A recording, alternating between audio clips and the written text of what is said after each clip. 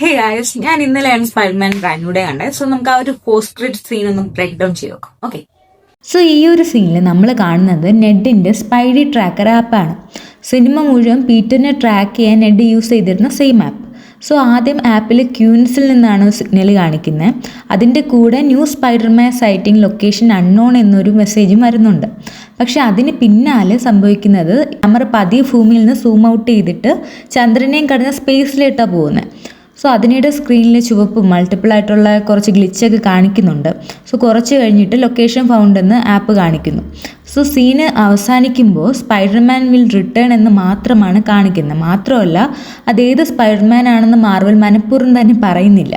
അതുകൊണ്ടാണ് ഈ ഒരു സീനിനെ ചുറ്റിപ്പറ്റി ഒരുപാട് തിയറികൾ വരാൻ കാരണം. സോ ആദ്യത്തെ തിയറി, നമ്മുടെ പീറ്റർ പാർക്കറിനെ ഡോക്ടർ ഡൂം പിടിച്ച് പുതിയതായി രൂപപ്പെടുന്ന ബാറ്റിൽ വേൾഡിലേക്ക് കൊണ്ടുപോയതാകാം. ഇത് നേരിട്ട് അവഞ്ചേഴ്സ് ഡൂംസ്ഡേയിലേക്കും അവഞ്ചേഴ്സ് സീക്രട്ട് വാറിലേക്കും കഥയെ കണക്ട് ചെയ്യാനുള്ള ഒരു സെറ്റപ്പ് ആയിരിക്കണമെന്നാണ് പലരുടെ ഒരു അഭിപ്രായം.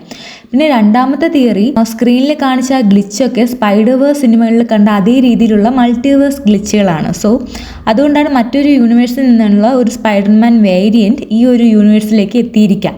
സോ മാത്രമല്ല ചിലർ ഇത് സ്പൈഡർമാൻ ബിയോണ്ട് ദ സ്പൈഡർവേഴ്സിനുള്ള ഒരു കണക്ഷനായിട്ടും കാണുന്നുണ്ട്. പിന്നെ മൂന്നാമത്തെ തിയറി കുറച്ചുകൂടെ ഇൻട്രസ്റ്റിംഗ് ആണ്. മറ്റൊരു ഭൂമിയിൽ നിന്നുള്ള പീറ്റർ പാർക്കർ ഒരു ഇൻകേർഷൻ വഴി ഈ യൂണിവേഴ്സിലേക്ക് എത്തിക്കൊണ്ടിരിക്കുകയാണ്. ഇൻകേർഷൻ എന്ന് പറഞ്ഞാൽ രണ്ട് വ്യത്യസ്ത യൂണിവേഴ്സുകളിൽ തമ്മിൽ കൂട്ടിയിടിക്കാനോ അല്ലെങ്കിൽ ഒന്നിൻ്റെ യാഥാർത്ഥ്യം മറ്റൊന്നിലേക്ക് കടന്നു കയറാനോ തുടങ്ങുന്ന ഒരു സംഭവമാണ്. സോ അതുകൊണ്ട് ഒരു യൂണിവേഴ്സിലുള്ള ആളുകൾ മറ്റൊരു യൂണിവേഴ്സിലേക്ക് എത്താൻ സാധ്യതയുണ്ട്.